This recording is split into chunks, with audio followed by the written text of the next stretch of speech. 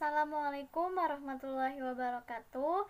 Perkenalkan, kami dari kelompok 2 akan mempresentasikan hasil diskusi kami.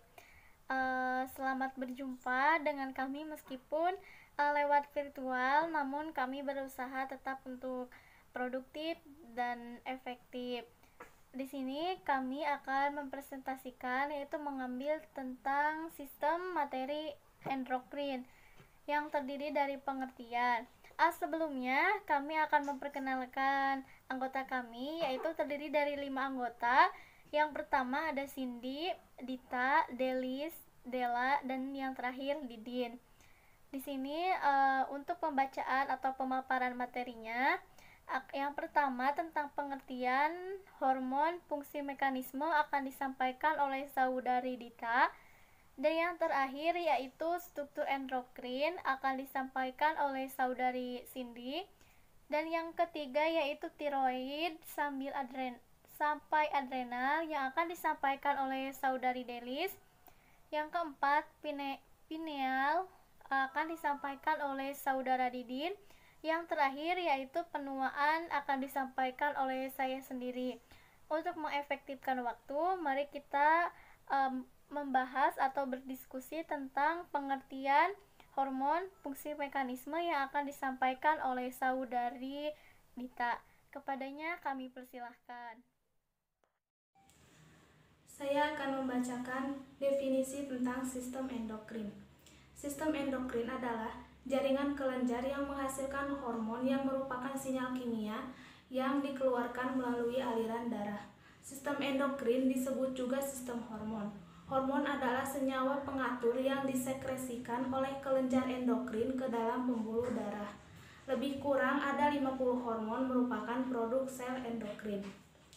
Selanjutnya, hormon. Hormon bekerja melalui pengikatan dengan reseptor spesifik. Pengikatan dari hormon ke reseptor ini pada umumnya memicu suatu perubahan penyesuaian pada reseptor sedemikian rupa, sehingga menyampaikan informasi kepada unsur spesifik lain dari sel. Reseptor ini terletak pada permukaan sel atau intraseluler. Interaksi permukaan hormon reseptor memberikan sinyal pembentukan dari messenger kedua. Interaksi hormon reseptor ini menimbulkan pengaruh pada ekspresi gen. Distribusi dari reseptor hormon memperlihatkan variabilitas yang besar sekali. Untuk selanjutnya, fungsi dan mekanisme hormon. Yang pertama, fungsi hormon. Hormon merupakan zat kimia yang diproduksi oleh sistem endokrin dalam tubuh dan berfungsi untuk membantu mengendalikan hampir semua fungsi tubuh seperti pertumbuhan, metabolisme, hingga kerja berbagai sistem organ, termasuk organ reproduksi. Hormon progesteron berpengaruh terhadap siklus menstruasi dan ovulasi. Untuk mekanisme kerja hormon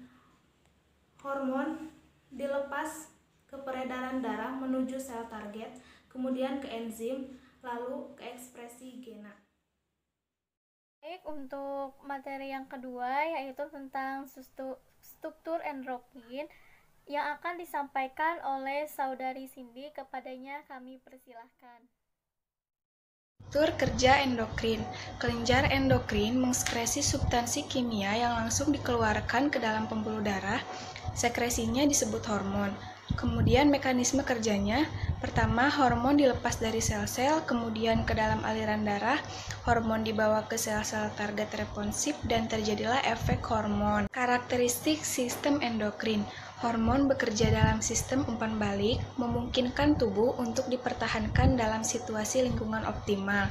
Hormon mengontrol laju selular. Hormon tidak mengawali perubahan biokimia, tapi hanya mempengaruhi sel-sel yang mengandung reseptor yang sesuai dan melakukan fungsi spesifik. Hormon punya fungsi dependen dan interdependen. Suatu pelepasan hormon dari satu kelenjar sering merangsang pelepasan hormon dari kelenjar lainnya. Kelenjar pituitari adalah organ kecil yang berada di bawah otak. Walau ukurannya kecil, fungsi kelenjar pituitari sangatlah besar. Kelenjar ini bertugas menghasilkan hormon yang mengendalikan banyak proses dan fungsi organ pada tubuh. Hipofisis. Kelenjar hipofisis atau kelenjar pituitari letaknya berada di dalam otak, tepatnya di bawah hipotalamus. Setelah mendapatkan rangsangan dari hipotalamus, kelenjar hipofisis akan memproduksi hormon yang membantu mengatur pertumbuhan, produksi dan pembakaran energi, menjaga tekanan darah, serta berbagai fungsi pada organ tubuh lainnya. Terima kasih kepada Saudari Cindy yang telah menyampaikan struktur endokrin. Dan yang ketiga yaitu tiroid dan sampai adrenal yang akan disampaikan oleh Saudari Delis. Kepadanya kami persilahkan. Perkenalkan, nama saya Delis. Saya akan memaparkan materi mengenai tiroid, paratiroid, adrenal atau anak ginjal. Tiroid, kelenjar yang terletak di bawah leher bagian depan ini menghasilkan hormon tiroid yang mengatur metabolisme tubuh. Selain itu, hormon tiroid juga membantu menjaga tekanan darah, detak jantung, dan fungsi reproduksi. Selanjutnya, paratiroid.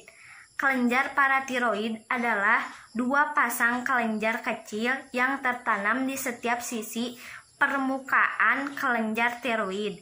Kelenjar kecil ini melepaskan hormon paratiroid yang berfungsi untuk mengatur kadar kalsium dalam darah dan metabolisme tubuh.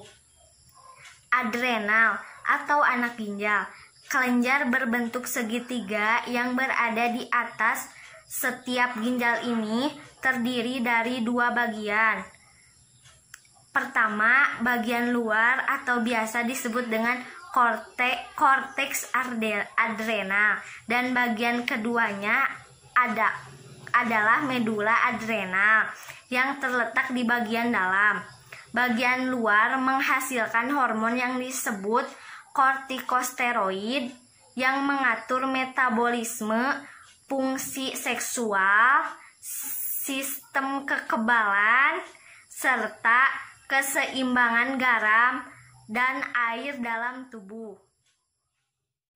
Dan yang keempat yaitu materi tentang pineal yang akan disampaikan oleh saudara Didin. Kepadanya saya persilahkan. Kelenjar pineal, otak ketiga. Kelenjar pineal adalah kelenjar di dalam otak yang berfungsi menghasilkan hormon melatonin. Hormon ini berperan untuk menimbulkan kantuk dan mengatur irama tidur alami atau irama sirkadian. Itulah sebabnya jika fungsi kelenjar pineal terganggu, dapat terjadi insomnia atau sulit tidur. Hormon dan stres. 1. Adrenalin. Hormon yang dihasilkan oleh kelenjar adrenal setelah mendapatkan sinyal dari otak ketika situasi yang cukup membuat stres muncul. 2. Norepinefrin.